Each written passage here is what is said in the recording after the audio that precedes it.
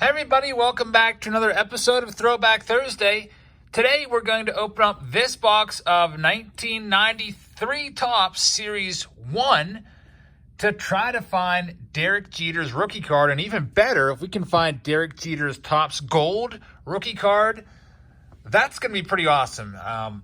The card itself, usually you can find it now it's going for between like $15 and $20 at some of the card shows that I've been to, the base card, but graded 1993 Derek Jeter is going on eBay for about $350 as a PSA 10, and the Topps Gold is going for over $1,000 if you have that perfect PSA 10 grade on it. So we're going to be looking for that today. It's card number 98, and wish me luck. So here's the box.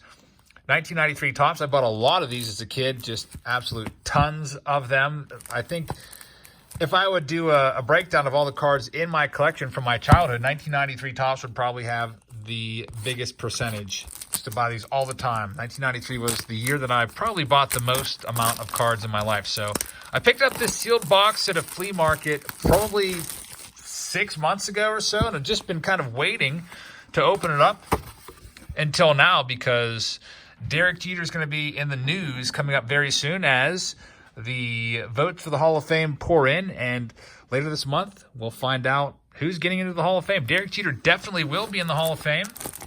Right now, with 117 votes already made public, Derek Jeter has been named on every single one. So he's got 100% of the vote right now. Looks like he might join his teammate, Mariano Rivera, as the only unanimous players to make the Hall of Fame. And when Mariano got elected to the Hall of Fame, there's our Frank Viola. That's a Topps Gold card.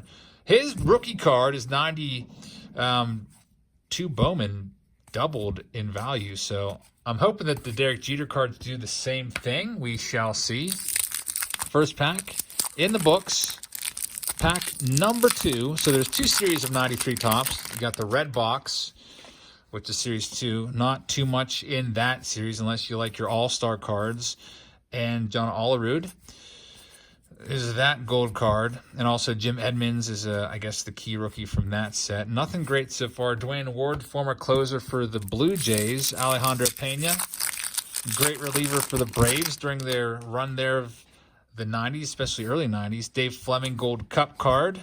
Those Gold Cup cards go to the top rookie in each position each year as deemed by Topps.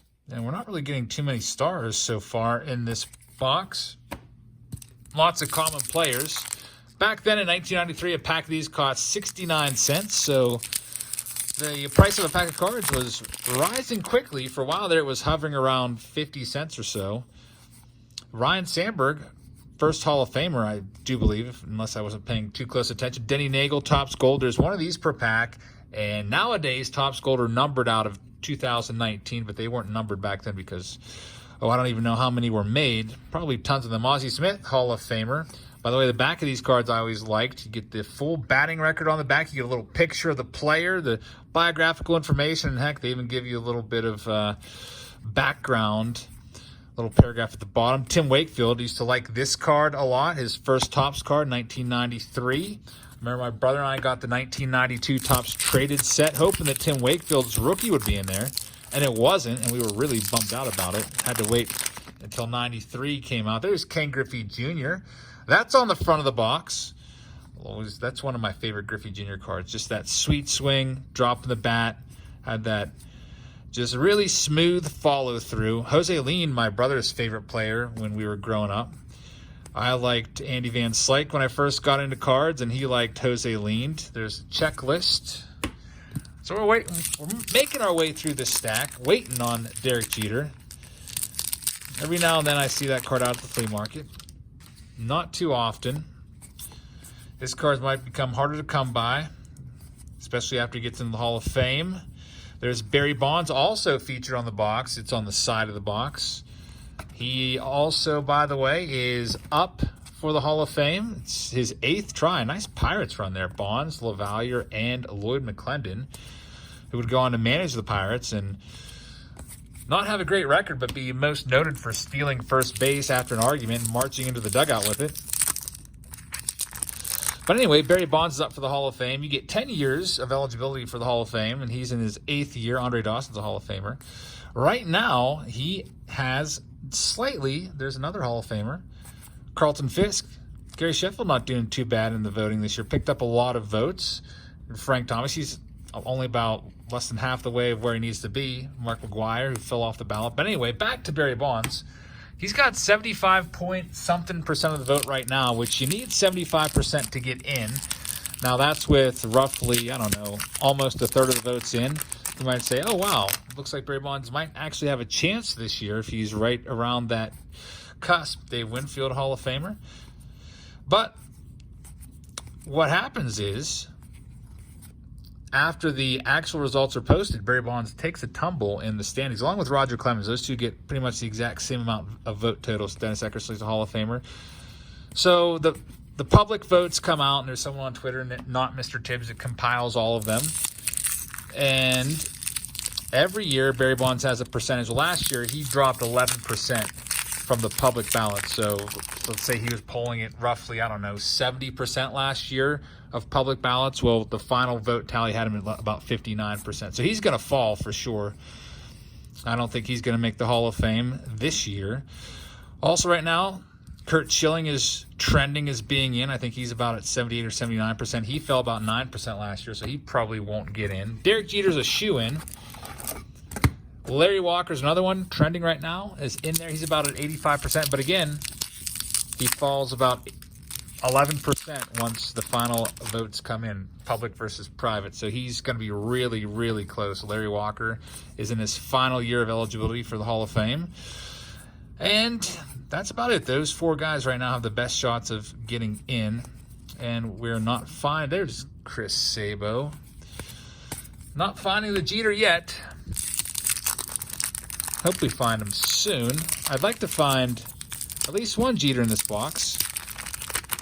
It'd be awesome if I could find the gold. My brother had the Derek Jeter Topps gold card at one point in his collection, but I think somewhere along the way it went missing. We moved houses, like 20 years ago, and I think he lost track of it and it just disappeared. That happened with some of my cards too. I don't know if there were some boxes that got misplaced or whatever, but it happens and moves, that's for sure. Next pack, these 93 Topps packs, not the easiest for me to open. Struggling a little bit. There's Bobby Bowe, still getting paid by the Mets every year on July 1st, getting like $1.1 million or whatever, thanks to a former general manager, Steve Phillips, restructuring his contract.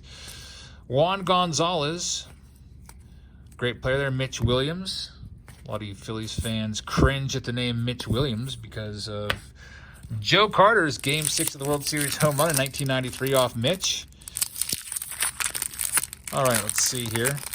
That would go on to win that World Series for the Blue Jays and send the Phillies home empty-handed. Gold card is Luis Alicea. Greg Maddux, Hall of Famer. Used to like that card a lot. Kirby Puckett with a big giant bat. Always thought that card was pretty cool. Stuff like that was interesting to me as a kid. Like when something was a little off about the card. Like, for example, why is he holding like a, 300-ounce bat? Interesting, to say the least. All right, next pack. We're almost about halfway through. There's Moises Alou gets the Gold Cup.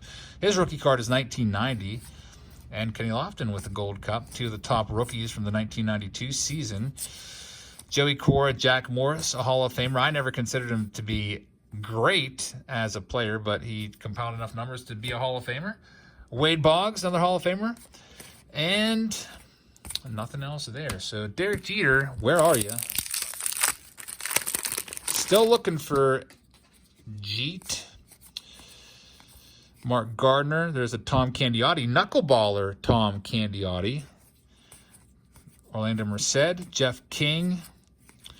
Jeff Facero. Had some nice seasons there. Jose Uribe and Mike Clark. All right, 3 packs left from the left side of the box. I forget what I paid for this box. I want to say it was maybe, 50 or 60 bucks. Another Ryan Sandberg, 2 of Sandberg. Jeff Grotwold. Jeff Bagwell, Bagpipes is a Hall of Famer. And Harold Baines is also in there. Brady Anderson hit 50 home runs one year as a little leadoff hitter, really bulked up. Kind of like, I don't know, poster boy for the steroid era there. Goes from hitting single-digit home runs to 50 almost overnight. Another guy that really kind of did that was Bret Boone. John Smoltz, Hall of Famer. I like John Smoltz a lot. Robbie Alomar, another Hall of Famer. So after the first dry spell of packs, hey, we got 2 gold cards in the same pack. So I guess that would be a hot pack for the 1993 era, getting 2 gold cards. Ozzie Smith. Back then, there was no autographs in Topps. 1993 Topps, no autographs, no relics. But there were chase cards in 1993 that I was after. I was after the Topps black gold insert cards. And I think they were roughly 1 in every 72 packs or so. And I thought they were just really awesome looking cards. And there's also some redemptions that you could pull. I think it was like redemptions A, B, C, or D. Or you could pull one that was like A, B, C, D, and you could get the whole set. Here's the last of these packs, by the way. My brother pulled one of those redemptions for multiple cards once. It was pretty awesome. You can see it. Don't know if they put the odds on the background. There it is. 1 in 72 for a Topps black gold card. So that's roughly 1 in every 2 boxes. I don't know if we'll find one today or not. And those redemption for 11 of the Topps golds, 1 in 180. Those cards aren't worth much anymore, but back in the day they were worth something. I don't have an old Beckett handy to look those up right now, but I feel like they were worth almost, I don't know, $5 to $10 depending on the player. There's a Larry Walker. He might get in the Hall of Fame. Last shot for Walker. Gary Carter, Hall of Famer. Robin Yount, Topps gold, another Hall of Famer. And you know what I've noticed so far? Barry Bonds squaring up the ball right there. I've noticed I don't think we've received a single draft pick card yet. So the Derek Jeter, the background's going to be all green. It's going to say 1992 draft pick at the top. And there's other cards just like that in this set. And we haven't found a single one of them yet. So that's not a good sign because we're more than halfway through the box. There's a Luis Salazar. Will Clark, Tim Wakefield again. Will Cordero and Kevin Moss, who was a big deal because he came onto the scene and hit 21 home runs back in 1990. Followed up with 23 and then kind of faded away. Some of you Yankees fans will remember Kevin Moss. All right, let's see if we can find card number 98. Derek Jeter. Edgar Martin. Hey, we got a Topps black gold card. I'm getting excited for a card worth maybe a quarter if I was lucky. But back then, I would probably go crazy about this as a 12-year-old kid opening these cards. I was just talking about them. This was one of the chase cards. 1 in 72 packs. That's 1 in every 2 boxes. Delano DeShields, not worth anything anymore. But if I would have pulled like, I don't know, a Hall of Famer, I'm still pretty stoked that I found this card. I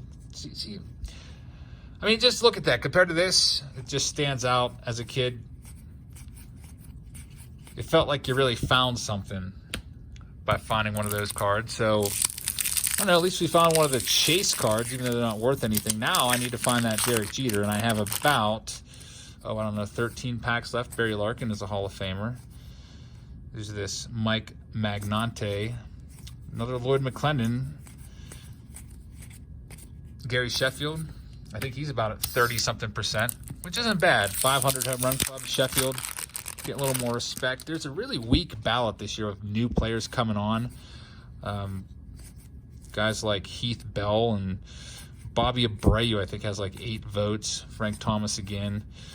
Cliff Lee's got 1 vote. Paul Konerko's got 1 vote. It's just all the new guys aren't really getting much support. So some of the older guys, the holdovers on the Hall of Fame ballot, guys like Sheffield, Scott Rowland, Jeff Kent, they are picking up some votes now. Because you can only vote 10 times, so these riders have 10 votes that they can use. So there's Sammy Sosa. He's picking up a little bit of support. Still nowhere near where he needs to be. But some voters will use all 10 of their spots, and some will only use like 2. Paul Molitor's on the back, Hall of Famer, former Twins manager. It'll be interesting to see if the Twins can follow up their great season last year with another division title. The White Sox are gearing up for a little bit of a run. They've been active on the free agent market. Be interested to see how they do. And the Indians will be good again. By the way, I saw somewhere, you know what team had the best record of the decade of the 2010s, 2010 to 2019? The Cleveland Indians, better than any other team in Major League Baseball. I saw that pop up on my Twitter feed by the Indians, so I'll take their word for it. All right, so anyway, we have 9 packs left after this one. Still no Derek Jeter. If we don't find Derek Jeter, that means I'll probably have to do another Throwback Thursday next week of another 93 box. I won't do Topps again. I'll probably pick another one, such as 93 Select, 93 Score, 93 Pinnacle, 93 Upper Deck. Hopefully they wouldn't stick together. 93 SP, something like that. Because I'd like to find a Derek Jeter, as we are going to be hearing more and more about him on all of the baseball talk shows. Not a single draft pick card yet. What the heck?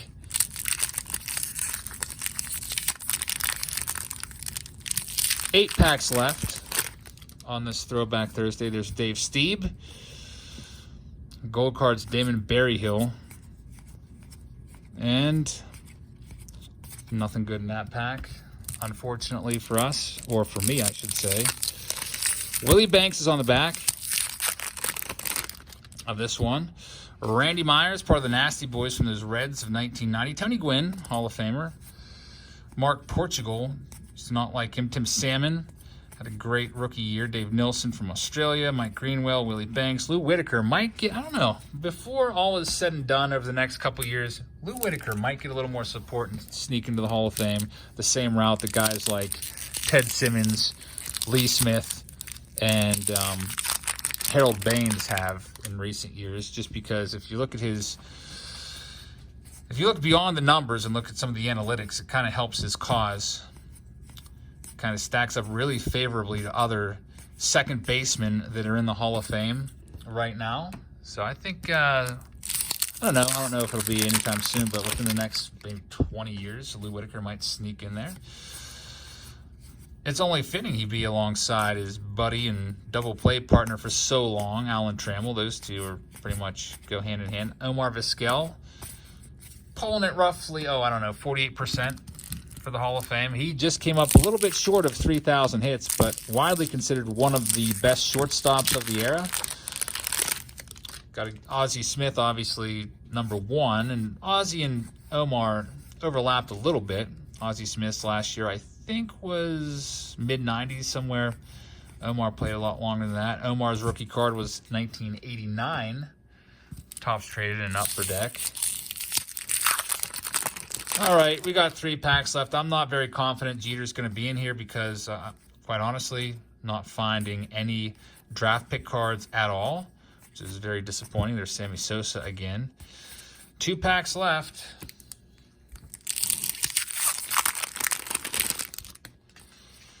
Mel Rojas, Mike Bielecki. There's a, can't even read it. These are kind of hard to read unless you get the Kurt Knudsen, I guess. John Olerud. Guess we got a bad box here. Last pack. Will we find Jeter in the last pack? I would bet no, but just I don't know why we haven't seen a single draft pick card. It would be all green in the background. You'd know it was coming. So there's Travis Fryman, gold, and we do not get the Derek Jeter. Dang it. So at least we tried.